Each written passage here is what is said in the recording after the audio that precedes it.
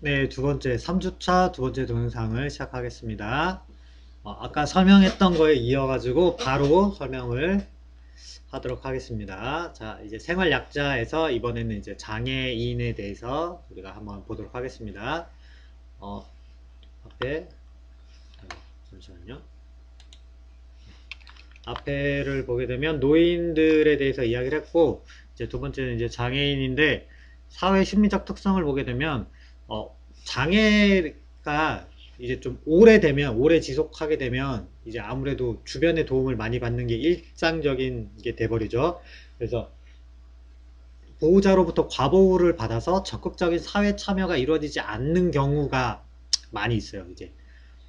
이건 어쩔 수 없는 일이죠. 그래서 그러다 보니까 이제 수줍음을 많이 타고 소심하고 행동도 소심하고 열등감도 가지고 있고 이러다 보니까 사회 적응하는데 굉장히 어려움을 많이 느껴요. 비사회적인 태도가 만들어질 수가 있다. 왜냐면 부모님이 대신해 주니까 내가 뭘 할 필요가 없으니까 그런 게 있어요. 그래서 소극적인 태도와 열등감으로 인해서 도피적인 태도나 자기 통제 능력이 떨어진다거나 욕구 불만으로 오는 공포감이나 불안감 등 이런 걸로 이제 정서 불안을 느낄 수 있는 특징 등이 있다라는 거죠. 이거는 너무 또 과하게 보호하려고 하다 보니까 하나부터 열까지 다 챙겨주다 보니까 또 오는 이제 어떻게 보면 역효과죠. 그런 것들이 있을 수 있습니다.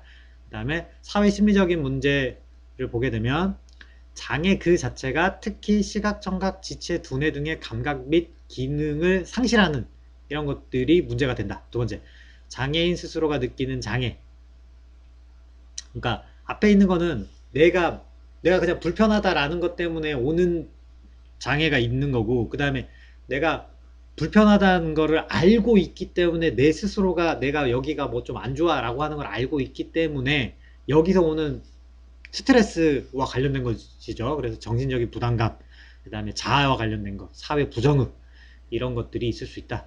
그 다음에 세 번째는 사회적 태도, 신체의 차이를 결함으로 보는 부정적인 시선, 타인의 시선에 대해서 이제 굉장히 이제 의식하게 되는 것들, 이런 것들이 있을 수 있고, 그다음 네 번째는 물리적인 환경, 그래서 비장애인을 기준으로 계획되는 주택, 그 다음에 뭐 직장, 대중교통 이런 인프라와 관련된 것들이 물리적인 환경들이 이제 장애인들이 사용하기에 굉장히 어렵게 돼 있는 이런 것들이 있을 수 있습니다. 이런 것들이 이제 문제가 된다라는 겁니다.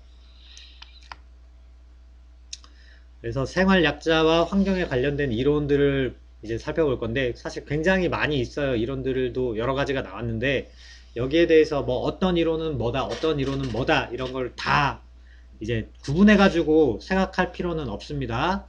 그냥 전체적으로 어떤 이론에서는 어떤 이야기들이 나왔다라는 거를 그냥 다 합쳐가지고 그래서 그런 것들을 종합해서 봤을 때 생활약자라고 하는 부류 그 포함되는 대상들은 이런 사람들이겠다라고 하는 거를 우리가 그냥 이제 인지를 할 수 있으면 좋을 것 같아요. 왜냐면 이 개념이 아직 명확하게 확립된 개념이라고 보기가 좀 어려워요. 그래서 정답이 있는 거 아니기 때문에 여러 가지 모델들이 나와 있고 여러 가지 이야기가 나왔는데 그거를 어느 하나는 뭐다 뭐다 이렇게 세분하게 우리가 이걸 나눠서 판단할 필요도 없고 그렇게 할 이유가 없는 것 같아요. 그냥 전체적으로 어떤 내용들이 나와 있다. 그래서 그냥 개인 스스로가 판단을 내릴 수 있으면 좋을 것 같아요. 그래서 생활약자라고 하는 개념을 어떻게 이해하면 좋겠다라고 하는 거를 여러분들이 그냥 개인적으로 판단을 내리시면 적당할 것 같고 거기에 맞춰가지고 나중에 디자인할 때도 좀 고려를 해줬으면 좋겠다. 이 정도입니다. 첫 번째로 나온 게 이제 환경 압력 개인 능력 모델이라고 하는 건데 개인적 능력에서는 인간이라는 용어를 생물학적인 건강 상태, 그 다음에 감각 및 지각 기능, 그 다음 근육 운동 기술, 인지적 기술, 자해 저항력 측면에서의 능력의 집합제로 본다.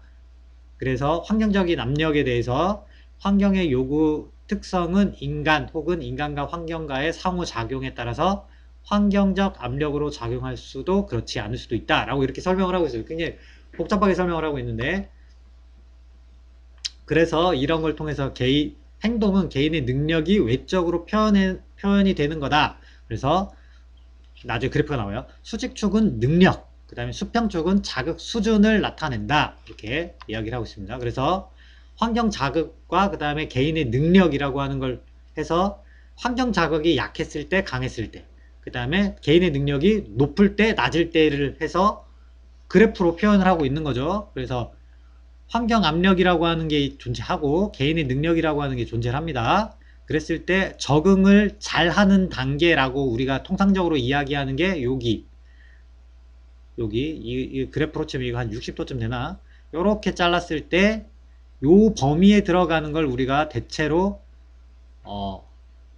정상 수준이다 라고 이야기하는 거고, 요 범위에서 조금 더 각도가 높아지거나 각도가 낮아지게 되면은 이제 약간은 적응하는데 어려움을 느끼는 그런 단계로 넘어가고, 그 범위가 좀 커지게 되면, 많이 벗어나게 되면 부정적인 부분으로 넘어가게 되는데, 그 부정적인 범위라고 하는 게 어떻게 보면은 생활 약자에 해당하는 게 되겠죠. 이 부정적 정서를 느끼는, 부정적 행동을 하게 되는 요 범위가 이제 어떻게 보면은 생활 약자에 해당하는 겁니다. 정상적인 범위를 벗어났죠. 요 부분이 이제 생활 약자다. 그럼 요 안쪽에 들어가는 범위까지는 우리가 일반인이라고, 우리 일반적인 거다라고 우리가 판단을 한다라고 생각을 할 수 있을 것 같아요. 그래프는 이렇게 그려놨지만 뭐 결국에는 사람의 신체 능력이 아무리 좋더라도 환경적 자극이 약한데도 불구하고 적응이 잘 안 되면 불편함을 느낄 수밖에 없는 거지. 그죠? 그죠? 이거는 신체 능력 말고도 뭐 정사적인 거라든지 이런 문제들이 있을 수 있기 때문에 생활 약자에 포함될 수가 있다라는 겁니다. 반대로 신체적인 능력은 떨어지지만 환경적인 자극에 잘 견디는 사람이 또 있을 수 있어. 그죠? 상대적으로 잘 버티는 사람들, 정신력이 강한 사람들이 있을 수 있죠. 그죠? 그런 사람들 같은 경우에 또 이런 정상적인 긍정적인 범위 안에 들어갈 수 있어요. 그러면 일반인과 거의 똑같은 생활을 할 수 있다라는 겁니다. 단지 요 범위가 자극이 너무 또 강해져 버리게 되면은 또 어려움을 느끼겠지. 그러면 또 생활 약자의 범위로 들어가는 거. 그죠? 그래서 우리가 디자인을 할 때는 어떤 디자인을 해줘야 되느냐. 환경적 자극과 그 다음에 신체적 필요로 하는 신체적 능력이라고 하는 게 높은 데로 가면 안 돼. 우리가 디자인을 통해서 물리적 공간을 조성하기 때문에 그 물리적 공간이라고 하는 게 자극이 강한 공간을 만들어주면 안 되겠지. 당연히. 그죠? 자극이 어느 정도 일정 범위 안에 낮은 자극을 줄 수 있는 물리적 환경이 낮아야 됩니다. 조건이 낮아야 됩니다. 그 다음 사람의 신체적인 능력이 좋은 사람이 적응할 수 있는 좋은 사람, 이게 좋다라고 하는 게 우리가 보통 일반적으로 말하는 일반인이 되겠지. 신체 건강 일반인.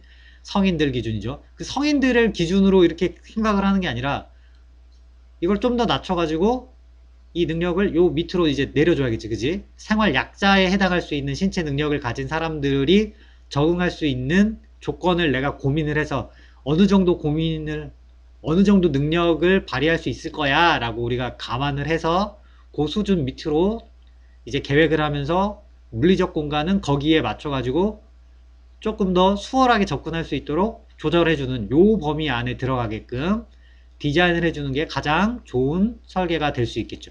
그죠? 가장 좋은 설계가 될 수 있습니다. 요 범위 안에 들어가게끔 해주는 게.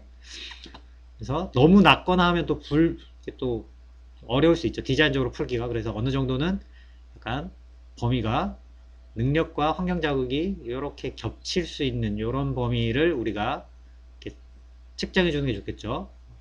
능력에 비해서 자극이 조금은 약하게끔, 강도가 약하게끔. 일반적으로 우리가 제일 많이 하는 게 계단의 단 높이라든지 이런 것들이 되잖아. 그 경사로의 각도라든지 이런 걸 조절해 주잖아. 그죠? 그래서 환경적인, 물리적인 조건의 강도를 약하게 조절을 해주는 거. 그죠? 그러면 능력이 이제 좀 신체적 능력이 약한 사람이나 높은 사람이나 둘 다 이제 쓸 수 있는 범위로 이렇게 포함되도록 우리가 일부러 조절을 한다라고 보면 되는 거예요. 자, 자극 수준이 적정 수준 내에서 상승하면 적응력, 행동과 그 다음에 긍정적 정서가 유지될 수 있다라는 겁니다. 그래서 자극 수준이 특정 수준 이상으로 상승하게 되면 개인 능력이 한계를 넘어서게 되고, 그 다음에 행동과 감정의 결과는 더 이상 긍정적이지 않고 스트레스를 받게 된다라는 겁니다. 그러나 더 크게 감소하게 되면 지루해지기 때문에 또 안 좋다. 이럴 경우에 감각의 상실 및 불안, 무질서한 행동으로 이어질 수 있다라는 것들, 이런 것들이 있기 때문에 아까 들으면 약간 특정 구간을 우리가 감안해가지고 디자인할 때 반영을 한다. 이런 이야기입니다. 그래서 적합 수준의 바로 오른쪽 영역에는 최대 잠재 수행 구간으로 분류를 하고요. 자극 수준이 조금만 증가해도 개인의 능력을 최대한 사용하려는 동기부여가 증가된다. 그러니까 너무 자극이 약한 것보다는 약간의 자극이 있는 게 좋다라는 이야기를 하는 거예요. 읽어보시고, 그 다음에 개인의 능력 수준이 아무리 높다고 해도 행동과 감정을 악화시키는 높은 자극이 항상 존재할 수 있다라고 하는 거를 우리가 이해를 해야 한다라는 거죠.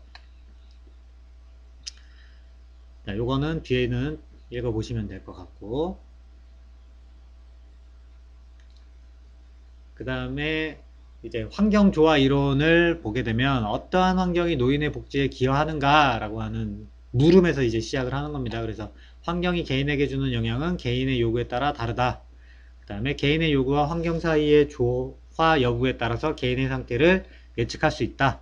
또한 개인 환경의 적합의 차원 중에서 개인의 적응에 대해 가장 잘 두드러지는 차원이 무엇인지, 그리고 개인 환경의 적합과 적응 사이의 관계를 양적으로 가장 잘 표현하는 것은 무엇인지 판단해야 한다 라고 이야기를 하고 있어요. 그래서 이거를 조화 모델이다 라고 우리가 부르고 있고, 넘어가 보면은 환경 특성과 개인의 선호 요구 사이의 조화 및 적합을 노인의 복지와 동일한 개념이라고 하기보다는 그것에 이바지하는 선행 조건으로 보고, 거주 환경의 평가에 있어서 환경의 자료와 더불어 개인의 요구 및 선호에 대한 자료가 항상 고려되어야 한다. 개인의 요구사항이라든지 선호하는 것들을 고려해 줄 필요가 있다라는 이야기를 하는 거죠. 거기와 관련된 게 요 표가 되겠습니다. 그래서 환경적 측면과 개인적 측면에서 분리를 시켜주는 것, 집단 활동을 할 수 있게 만들어주는 것, 통제를 하는 부분, 조직을 구성하는 부분, 자극을 주는 부분, 정서적인 부분, 충돌 조절 부분에 대해서 환경적으로는 어떻게 해야 되고 개인적 측면에서는 어떻게 해야 된다라고 하는 것들을 우리가 고려를 해서 설계에 반영해 주는 게 제일 좋다라는 겁니다. 사실 여기 나오는 이 표는 여러분들이 노인복지시설을 할 때 참고를 했으면 가장 좋은 표가 됩니다. 환경적이라고 하는 거는 대표적인 게 날씨와 관련된 기후와 관련된 걸 수도 있지만 그거보다 더 한 거는 물리적인 공간의 조건을 이야기하는 겁니다. 우리가 흔히 얘기하는 스페이스 프로그램과 연관이 굉장히 강하게 되고요. 개인적 측면 같은 경우에는 뭐 존인과도 연결될 수 있고 동선과도 연결될 수 있고, 그 다음에 특정 프로그램에서 일어나는 어떠한 액티비티 활동들도 될 수 있고, 인테리어와 관련된 것이 될 수도 있고 뭐 그렇습니다. 여기에 있는 것들을 참고해 가지고 프로젝트에서 내가 하려고 하는 것들을 대입해 보면은 적정한 방법들을 이제 도출해 낼 수가 있습니다. 문제점을 내가 알고 있으면 그 문제점에 맞춰 가지고 해결 방법들을 여기에 대입해 가지고 도출해 낼 수가 있고, 이거는 생활약자나 그러니까 노인이나 어린이나 이런 데만 해당하는 게 아니라 사실 일반적인 프로젝트에도 다 적용이 돼요. 일반적인 프로젝트를 할 때도 이 설계 조건의 환경적 측면의 조건이나 뭐 문제점이나 고려사항, 우리가 수학 분석이랑 이런 거 하니까 그게 무엇인지를 저 항목대로 쭉 나눈 다음에 거기에 대해서 개인, 일반 주택이거나 이러면 개인으로 가면 되는 거고, 그렇지 않고 사용자가 특별히 정해져 있는 시설이라고 하면 그 사용자 측면에서의 조건들을 달아주게 되면은 해결이 또 되는 거예요. 이런 식으로 이런 식으로 계획하는 게 가능하다. 그 다음 나오는 게 이제 보완 유사 모델이라고 하는 게 있습니다. 그래서 개인적인 욕구를 보다 더 선호하는 환경을 조성하도록 유도하는 자극으로도 인식할 필요성을 강조하는 이론이 되겠습니다. 그래서 개인의 요구에 대한 환경의 적합성에 초점을 둔다. 이 모델은 인간의 복지는 개인의 요구를 어느 정도 환경이 만족시켜 주느냐에 따라 결정된다. 낮은 욕구와 관련된 단계는 보완 모델, 높은 욕구와 관련된 단계는 유사 모델을 대응시켜 전체 모델을 설명하고 있다 라고 이야기를 하고 있어요. 약간의 방법론적 차이가 있을 뿐이지 내용을 살펴보면 여기서 나오는 관련된 이론들이 대부분 비슷한 내용들을 가지고 있다는 걸 알 수 있어요. 보안 모델 같은 경우에는 생명 유지와 관련되어 있는 낮은 단계의 요구들을 말하는 거고요. 예를 들어서 뭐 휴식의 질과 양을 고려하는 게 아니라 휴식에 대한 기본적인 욕구를 고려해서 휴식을 취하기에 적절한 환경을 제공하는 게 중요하다. 뭐 이런 것들이 있을 수 있고, 그 다음에 유사 모델 같은 경우에는 생리적, 심리적인 요구를 이제 만족시키는 것이 있고요. 그 다음에 밑에 내려가 보면 중요한 것은 개인과 환경 간의 일치다. 그래서 적절한 일치는 보완이나 보충 관계가 아니라 유사한 정도를 의미한다 라고 하는 거죠. 그래서 변수를 통해 나타나는 결과는 첫 번째, 사용자 개인의 또 다른 내적 특성, 그 다음에 두 번째는 외부의 상황, 세 번째는 생활 사건 등의 수정 요인에 의해서 중재 변화될 수 있다는 거. 네, 이렇게 나옵니다. 이런 것들이 이제 유사 모델에서 고려하는 항목들이다 라는 거예요. 여기 있는 내용들은 사실 읽어보면 앞에서 얘기했던 생활 약자라는 개념을 이제 해석하는 거라고 보면 돼요. 해석하는 거. 그래서 예측 모델, 그 다음에 수정 요인, 결과 이렇게 나눠가지고 보완 유사 모델이라고 하는 게 만들어져 있다라는 겁니다. 그래서 예측 요인에 유사 모델과 보완 모델이 들어가 있고요. 각각의 항목들이 이렇게 크게 세 가지씩 이렇게 나눠져 있습니다. 그래서 이것이 수정 요인에서 이제 어떤 키워드에 해당하느냐의 문제예요. 그래서 지위와 재원 상실, 그 다음에 개인의 능력 수준에 의한 인식, 건강에 대한 태도, 사회적 지원, 대처 방식, 생활의 사건, 뭐 이런 식으로 했을 때 어느 항목에 해당하느냐에 따라서 저런 것들이 수정되어 가지고 결과로서 우리가 만족할 수 있다, 만족할 수 없다, 뭐 이런 것들을 이제 도출이 된다라는 거죠. 이것도 여러분들이 앞에 나와 있는 표 보여드린 거 있죠? 그 표랑 이거랑 두 개를 이제 고려하면 여러분들이 디자인할 때 충분히 이제 적용해 볼 만한 내용이 될 수 있어요. 뭐 예를 들어서 보안 모델 같은 경우에 일상 유지와 관련된 개인 변수, 그 다음에 조화, 그 다음에 일상 유지와 관련된 환경적 자원 및 장애물 이렇게 있는데 뭐 예를 들어서 보안 모델에 해당하는 게 뭘 예로 들어보면 적당할까?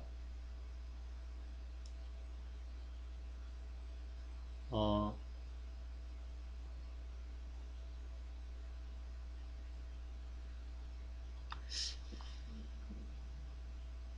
자, 그러면 일상 유지와 관련된 개인 변수라고 치고, 어, 내가 몸이 이제 무릎이 안 좋다 칩시다. 자, 무릎이 안 좋았어. 이 무릎이 안 좋다라고 하는 거에서 이제 수정 요인은 어디에 해당하느냐라고 보면 개인의 능력 수준에 대한 인식, 건강에 대한 태도, 그 다음에 대처 방식, 뭐, 요런 항목에 해당할 수 있을 거고, 요 항목에 의해서 결과를 보면 환경에 대한 만족도가 있느냐 없느냐에 따라서 결정이 되는 거다. 그러면 내가 무릎이 안 좋은데 내가 계단 하나 단 설계를 하는데 높이가 너무 높다. 그러면 불만족이 나오겠지. 그러면 그거에 대해서 어떻게 보완할 거냐? 더 낮추자. 이런 것들. 여기 항목에 해당해 가지고 조절할 수 있다. 만약에 청각적인 문제가 있는 거라고 칩시다. 그러면 우리가 일반적으로 고려를 잘 안 하는 부분, 내가 청력에 문제가 있다. 그랬을 때 개인 능력 수준에 대한 인식 문제가 있을 수 있죠. 그랬을 때 환경에 대한 만족도 부분에서 보면 청각에 어려움을 겪고 있으면 그걸 어떤 식으로 보완을 해줘야 되느냐. 대표적인 게 시각적인 걸로 보완을 해주게 되죠. 그러면 색깔, 텍스트, 사인, 간판 관련된 거 이런 것들로 보완을 해줘야 됩니다. 그랬을 때 어떤 방식으로 이거를 해줄 거냐. 그러면 표지판이라든지 안내판을 굉장히 크게 만들어 준다든가 안내 데스크의 기능을 좀 더 강화시켜 가지고 배치를 해준다던가 뭐 이런 것들을 도입을 해야 되겠죠. 그죠?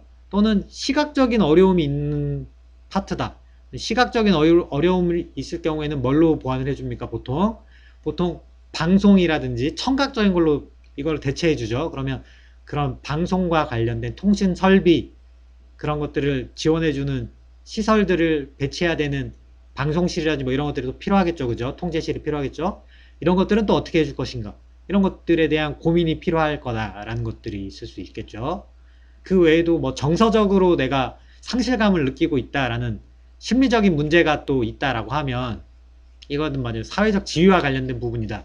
그러면 이 사람이 상실감이 느끼는 걸 해소하기 위해서 어떤 여가 활동의 취미나 이런 것들을 할 수 있도록 만들어 준다던가 커뮤니티를 활성화시켜 준다거나 이런 방법들을 또 써줘야 되겠죠. 그죠? 이런 것들을 고민해야 한다라는 겁니다. 그래서 대표적으로 이런 생활 약자에 해당하는 장애인 노인들을 위해서 그 다음에 아까 얘기했던 노약자나 이런 분들을 위해서 만들어진 개념이 베리어 프리라고 하는 개념이 제일 일반적으로 많이 쓰는 개념이에요. 그래서 여러분들 베리어 프리에 B와 F로 따가지고 BF 인증이라고 하는 것도 있어요. 그래서 우리나라에는 그 장애인들의 인권과 그 권리 보장을 위한 협회나 단체들이 많이 있습니다. 거기에서 이제 굉장히 활동을 많이 해가지고 앞으로 지금 지어지는 건물들 같은 경우에는 이제 BF 인증이랑 이런 것들을 특히 관공서나 이런 것들은 거의 뭐 의무적으로 받아야 되거든요. 그러다 보니까 이런 BF 인증에 대해서도 여러분들이 좀 관심 있게 봐야 되는데 BF라고 하는 거는 어떤 개념으로 출발을 했는지를 일단은 알아볼 필요가 있는 게 어, 유럽에서 세계 1차 대전, 2차 대전이 있었죠. 그때 사상자가 굉장히 많이 나오면서 몸을 다친 불편한 사람들이 굉장히 많이 생겨요. 근데 이 사람들이 국가를 위해 헌신하다가 다친 사람들이었잖아. 그죠? 그래서 이런 사람들을 위해서 무언가 국가에서 해줘야 된다라고 하는 차원에서 만들어진 개념이 바로 베리어 풀이에요. 그래서 그때 뭐 팔다리를 다치는 분들이 제일 많아요. 보면은 특히 지뢰나 이런 거에 피해를 본 사람들이 많다 보니까 다리가 불편하고 이런 사람들이 굉장히 많은데 이런 사람들이 어디를 밖에 나가려고 하면 계단 턱이 있고 이러면 다닐 수가 없잖아. 건물에 들어갈 수가 없잖아. 그죠? 그래서 그런 사람들이 불편함을 느끼지 않고 생활할 수 있게끔 만들어 줘라라고 하는 개념에서 출발한 게 베리어 프리예요. 그래서 대표적인 게 턱을 없애라. 경사로를 만들어 줘라. 엘리베이터를 설치해라. 이게 가장 기본적인 거예요. 그래서 그런 것들이 베리어 프리가 된 겁니다. 그 다음 뭐 다른 것들이 아니면 장애인 주차장이 뭐 현관이랑 가까워야 된다든지 뭐 이런 것들 있죠. 뭐 이런 것들이 배리어 프리가 된 거고 이거는 그러니까 어떻게 보면은 굉장히 장애를 가지고 있는 사람들 중에서도 약간 극소수의 사람들 전체를 대변하지 못했어요. 약간 어떤 소수 집단을 위한 혜택에 가까웠어요. 근데 이런 것들이 점점점 이제 개선이 되면서 베리어 프리라고 하는 게 단순하게 경사로나 단차이 이런 것들을 넘어서 가지고 시각장애를 가진 사람들을 위한 것, 청각장애를 가진 사람들을 위한 것, 이런 것들로 발전을 하게 됩니다. 그래서 안내 표지판과 관련된 것들, 그 다음에 우리가 통행하는 문에 대해서 현관문이나 출입문에 대해서 이거를 접근하기 편하게 자동문으로 바꾼다던가 그 다음에 첨자 관련된 것들을 설치한다던가 이런 거 보도블럭에 보면은 그 유도하는 시각장애인들 유도하는 보도블록이 깔려 있죠. 그죠? 이런 것들을 설치한다던가 이런 베리어 프리 개념이 다리가 불편한 사람 위주에서 시각, 청각 이런 것들이 불편한 사람들까지 다 포함하는 개념으로 이제 변하게 됩니다. 변하게 됩니다. 그래서 지금 나와 있는 BF 인증이라고 하는 거는 다리가 불편한 사람만 해당하는 게 아니라 시각이 불편한 사람, 청각이 불편한 사람들도 편하게 쓸 수 있게끔 만들어주는 개념의 베리어 프리로 발전을 한 상태입니다. 근데 여기에서 하나의 문제점, 이 베리어 프리라고 하는 거는 장애를 가진 사람들을 위한 개념이라고 그랬잖아요. 그죠? 그러면 내가 특별한 장애는 없는데 불구하고 아까 얘기처럼 생활 약자에 해당하는 사람들은 그럼 어떻게 할 것이냐 라고 하는 문제가 있죠. 그죠? 그래서 그런 생활 약자에 해당하는 사람들을 위한 개념이 또 필요하다라는 게 이제 이야기가 나오기 시작하죠. 그래서 이런 사람들을 위해서 아 일반인이나 뭐 장애를 가진 사람이나 할 거 없이 그 중간에 어디에 해당하는 사람들도 존재할 수 있겠지만 이런 사람들까지도 모두가 다 편안하게 쓸 수 있는 모두가 다 아무런 불편함을 느끼지 않는 디자인을 하자. 그 디자인이라고 하는 거는 건축물만 해당하는 게 아니라 환경, 그 다음에 제품 이런 것들까지 다 포함을 한 거예요. 우리가 사용하는 뭐 컴퓨터라든지 뭐 모니터라든지 TV, 뭐 냉장고, 세탁기도 다 포함하는 겁니다. 모든 걸 다 포함하는 개념에서 모두를 위한 디자인이라고 하는 개념의 유니버셜 디자인이라고 하는 게 이제 만들어지는데 이 유니버셜 디자인에는 연령, 문화, 언어, 인지구조, 크기, 형상, 물리적 조건, 인종 이런 것들, 성별 이런 것들 모든 거를 다 이제 만족할 수 있는 개념으로 가자라고 이제 만들어진 거예요. 예를 들어서 우리나라에서 일본이나 이런 데 여행을 만약에 갔다, 중국에 갔다, 뭐 미국에 갔다 하면 불편함을 느끼지. 편안할 수가 없죠. 한국에서 생활하는 것만큼 편할 수가 없잖아. 왜냐면 그 사람들은 일반적으로 신체 구조나 이런 표준화된 크기들이 우리랑 다르잖아. 그죠? 옷 사이즈도 다르고, 신발 사이즈도 다르고, 그죠? 필요로 하는 모든 것들이 다 달라요. 언어도 다르기 때문에 이해하는데도 어려움을 느낄 수 있고, 문화 당연히 다르죠. 그죠? 이런 것들이 다 다르기 때문에 오는 그런 불만족들이 생길 수 있는데, 이런 것들을 약간은 어떤 인종의 사람들이 어떤 언어를 사용하고 어떤 물리적 조건을 갖고 있더라도 모두가 조금은 편안한, 불편함을 느끼지 않게끔 만들어 보자 라고 하는 개념이 이제 유니버셜 디자인으로 발전을 하게 됩니다. 그래서 유니버셜 디자인의 원칙이라고 하는 걸 보면 공평하게, 그 다음에 융통성도 있어야 되고, 간단하고 직관적. 아까 언어라고 하는 걸 얘기했죠. 언어가 이제 해석하기가 어렵잖아. 그렇다 보니까 사인물, 심볼 같은 걸 만들어 가지고 그냥 화장실 보면은 남자 여자 구분하는 표지, 그림이 다르잖아. 그냥 표시한 사인이 다르잖아. 그죠? 그것만 보고 우리가 이게 남자 화장실인지 여자 화장실인지 아니면 장애인들을 위한 공간인지 우리가 바로 직관적으로 판단할 수 있잖아. 그죠? 이런 것들을 이제 만들어주는 거라든지 정보 전달을 쉽게 해주는 방법, 역시 사인물과 관련된 거요. 포용력, 그 다음에 물리적인 노력, 그 다음에 접근성을 위한 것들, 그 다음에 크기나 공간을 위한 것들, 이런 것들을 고려를 해야 한다라고 하는 개념으로 발전을 하게 된 게 유니버셜 디자인이다. 그래서 이런 것들이 아직 건축에서는 그렇게 일반적으로 많이 보편화되어 있지는 못해요. 그런 공공시설물에 대해서는 이런 것들이 좀 많이 적용이 되어 있는데, 공공시설물을 제외하면 아직은 좀 일반적으로 개념이 정립되어 있는 상태가 아니다 보니까 약간은 불편함을 느끼는 부분이 많죠. 여러분들이 앞으로 하는 설계들은 이제 이런 것들을 좀 더 고려한 설계를 해주면 좋겠죠, 당연히. 그죠? 유니버셜 디자인이라고 하는 개념이 그렇게 해서 이제 만들어졌다라는 걸 이해하게 되면 어떻게 내가 설계에 반영을 해줄 것인가에 따라서 우리가 유니버셜 디자인 해라 라고 하면 사람들이 대부분 베리어 프리를 떠올려요. 근데 베리어 프리는 유니버셜 디자인의 한 파트 정도라고 볼 수 있는 거고, 우리가 베리어 프리 이외에도 유니버셜 디자인이라고 하면은 공간을 어떻게 계획할 건지, 문의 종류를 어떤 문으로 설치할 건지까지도 고려를 해줘야 되는, 장애를 가진 사람들이 편하게 이용하기 위한 문이라고 하는 거는 여다지야 미다지야, 이런 것들도 고려를 해가지고 만들어줘야 되는데, 창문의 높이를 어디에다가 우리가 일반적으로 이제 900에서 1100 정도 수준에서 이제 창문을 설치하게 되는데, 바닥에서의 높이가 그 정도에 설치해야 되는데, 만약에 의자, 그러니까 휠체어나 이런 걸 이용하는 사람들 같은 경우에는 그 창문이 적절한가, 이런 것들 우리가 고민을 해줘야 되죠. 그죠? 그러니까 이런 것들도 유니버셜 디자인에 다 해당하는 것들이기 때문에 어떻게 보면 사소한 것들이지만 꼭 필요한 기능들을 여러분들이 디자인에 넣어주려고 조금 더 창의적인 생각을 해볼 필요가 있다라는 겁니다. 그 다음에 또 다른 것들은 인클루시브 디자인이라고 하는 게 있는데, 이건 한번 읽어보시면 돼요. 아까 이야기했던 것들과 뭐 유사한 맥락이라고 볼 수 있습니다.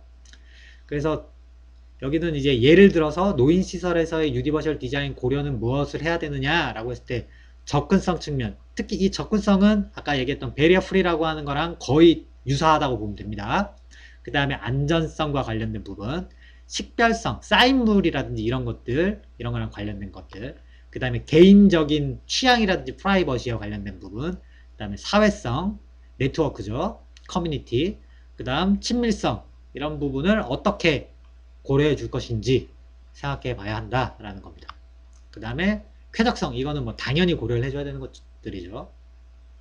이런 항목들을 고려해 주게 되면은 좋은 노인시설로 계획을 할 수 있는데, 이게 노인시설만 해당되는 게 아닙니다. 저기 어린이 시설로 바꿀 수도 있고요. 그 다음에 사실 공공시설물로 바꿔도 돼요. 꼭 노인시설이 아니더라도 지금 여기 있는 항목들은 다 사실 고려해 줘야 유니버셜 디자인이 될 수 있다고 보는 거죠. 이런 부분에 대해 고민을 해줘야 되는 거죠. 그죠? 자, 이렇게 해가지고 우리가 생활약자에 대해서 전반적으로 쭉 살펴봤습니다. 자, 지금까지 여러분들이 생활약자라고 하는 개념에 대해서 뭐 대충은 알고 있었을 거고, 유니버셜 디자인도 뭐 어떤 게 유니버셜 디자인인지는 정확히 감이 안 오더라도 최소한 이거는 유니버셜 디자인이 아니잖아 라고 하는 거는 여러분들이 알고 있었을 거예요. 그죠? 그러면 어떻게 하면 이걸 유니버셜 디자인에 맞게끔 바꿔줄 수 있을까? 그러니까 내 입장에서만 고려할 게 아니라 진짜로 몸이 불편한 사람들이나 정신적으로 불편한 사람들도, 인지 능력이 떨어지는 사람들도 불편함을 느끼지 않게 해주려고 하면 어떻게 디자인을 해주는 게 더 좋은 디자인일까 라고 하는 거를 고민하는 데서부터 출발하는 게 이 유니버셜 디자인의 개념이 될 거고, 그 중에서도 통행과 관련된 부분, 접근성에 관련된 동선상에서 이동과 관련된 부분들은 대부분이 이제 배리어 프리에 해당한다라고 보면 됩니다. 그래서 여러분들이 나중에 설계할 때도 이런 부분을 하라고 하지 않더라도 적극적으로 고려를 해가지고 디자인에 반영을 해주기를 바랍니다. 자, 좋은 설계를 할 수 있도록 이론적으로 또 여러 가지를 또 배워봅시다. 자, 오늘 수업은 여기까지 하고 다음 시간에 또 다른 주제를 가지고 더 좋은 이야기를 또 해보도록 하겠습니다. 자, 고생 많이 했습니다.